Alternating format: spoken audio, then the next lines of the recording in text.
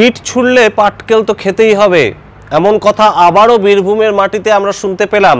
তার কারণ অনুব্রত মণ্ডল বনাম কাজল শেখ, তাদের দুজনের যে দ্বৈরথ সেটা কিন্তু একদিন কমে তো আরেকদিন বেড়ে যায়। আমরা আগে আপনাদের জানিয়েছিলাম যে অনুব্রত মণ্ডলের সঙ্গে কাজল শেখের কিন্তু একটা জেলা পরিষদ, সেই যে একটা জেলা পরিষদকে নিয়ে একটা দ্বন্দ্ব তৈরি হয়েছে এবং ইতিমধ্যেই তাই নিয়ে কিন্তু মুখ খুলেছেন কাজল শেখ থেকে অনুব্রত মণ্ডল, দুই পক্ষই। কিন্তু এবার যা হলো সেটা কিন্তু অবশ্যই তাৎপর্যপূর্ণ বীরভূমের মাটিতে 2026-এর নির্বাচনের আগে। তার কারণ কাজল শেখ কিন্তু সরাসরি অনুব্রত মণ্ডলকে নাম না করেই বলে দিলেন যে আমি তাকে প্রণাম করেছিলাম সম্মান দেখানোর জন্য, কিন্তু সেও সম্মান যদি নিতে না চান তাহলে সেটা তার ব্যাপার, কিন্তু ইট মারলে পাটকেল তো খেতেই হবে।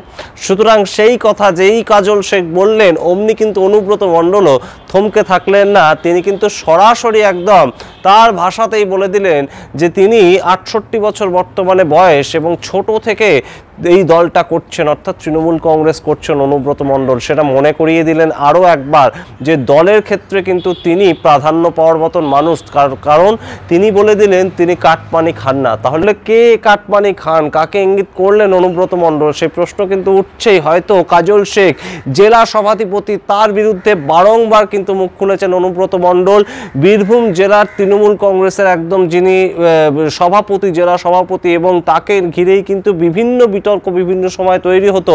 কিন্তু তিনি জেলে চলে যাওয়ার পর থেকে আমরা দেখেছিলাম কাজল শেখ জেলা সভাধিপতি, তার উপরই সম্পূর্ণ দায়িত্ব কিন্তু দিয়েছিলেন মুখ্যমন্ত্রী মমতা বন্দ্যোপাধ্যায় তথা দলের সুপ্রিমো মমতা বন্দ্যোপাধ্যায় নিজে।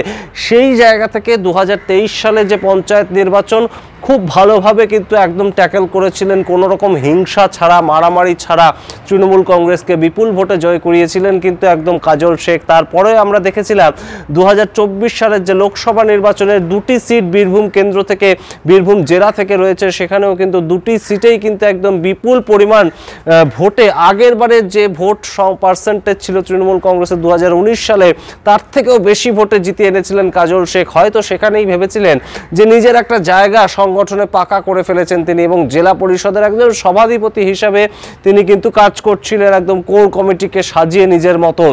কিন্তু অনুব্রত মণ্ডল ফিরে আসতেই তো একদম সেই ক্ষেত্রে আমরা দেখলাম যে একটা বাধা পড়লো, এবং অনুব্রত মণ্ডল যেমন জেলার নেতা ছিলেন, জেলা সভাপতি ছিলেন এবং অত্যন্ত গুরুত্বপূর্ণ SRD এর সভাপতি চেয়ারম্যান পদে তিনি ছিলেন, সেই সমস্ত পদেই মমতা বন্দ্যোপাধ্যায় তাকে বহাল রাখলেন, এবং সেখান থেকে অনুব্রত মণ্ডল বনাম কাজল শেখ আবার একটা দ্বন্দ্ব তৈরি হলো।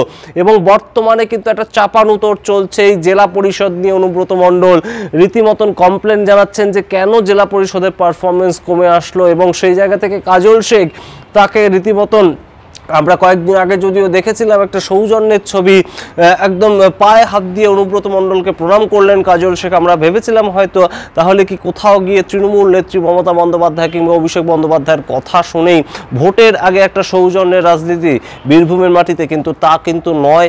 বারংবার কিন্তু এই কাজল শেখ অনুব্রত মণ্ডলকে ঠুকে রীতিমতন বিভিন্ন কথা বলছেন, আবার অনুব্রত মণ্ডল কাজল শেখকে ঠুকে কথা বলছেন।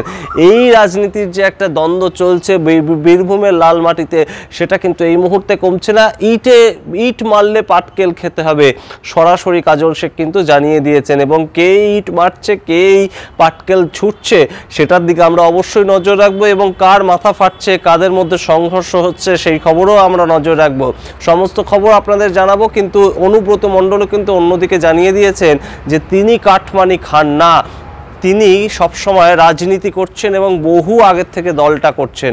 তাহলে কে কাটমানি খায় বীরভূমের মাটিতে, সেই প্রশ্ন আমরা রাখলাম আপনাদের সামনে। আপনারা উত্তর জানা থাকলে জানাবেন অবশ্যই কমেন্ট বক্সে কমেন্ট করে, এবং ভুলবেন না টক টু বাংলা ইউটিউব চ্যানেলটিকে সাবস্ক্রাইব করতে। দেখতে থাকুন টক টু বাংলা।